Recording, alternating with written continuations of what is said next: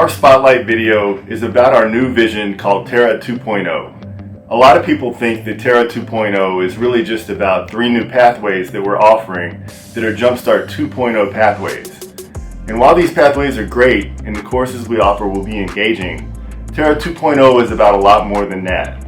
It's about reimagining everything we do and improving upon our practice. So today we're going to talk about our instructional focus. When I reflected on my own practice, one thing I noticed was that when I was providing observational feedback, it wasn't very helpful. I would identify a gap and then tell the teacher when I would be returning to see improvement. The problem was that I never provided a model or exemplar to help the teacher see the same gap. One thing that was important to me was to establish a routine and structure for our ILT meeting that never changed. I want this just to become part of our every week ritual. And so for our ILT meetings, we really started to look at observational data and find the gaps in instruction.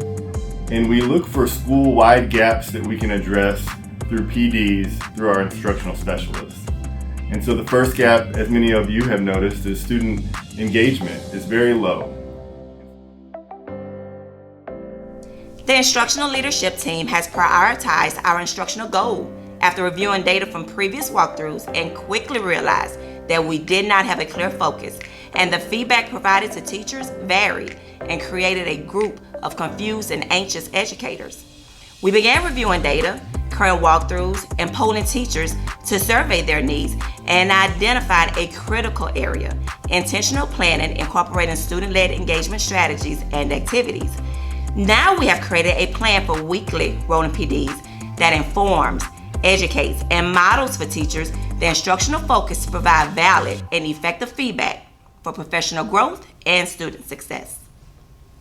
There are many ways and many things that you can do for your students so that when they come in, they know. Just like Ms. Kiriton said, we're doing an activity today. I have an environment set up to where the students feel like something's going to happen, this is going to be interesting, this is going to be exciting. Our intentional planning process through the professional development started with us unpacking the goal objective standards with the teachers. It took them into the process of understanding what learning targets are and how many learning targets they need to focus daily with their students. After going through identifying the learning targets, we took the teachers through what a bell ringer should look like, especially when they're intentionally planning for their students. That bell ringer activity got the teachers up and going, and it was helping them to be introduced to what the day's lesson is going to be.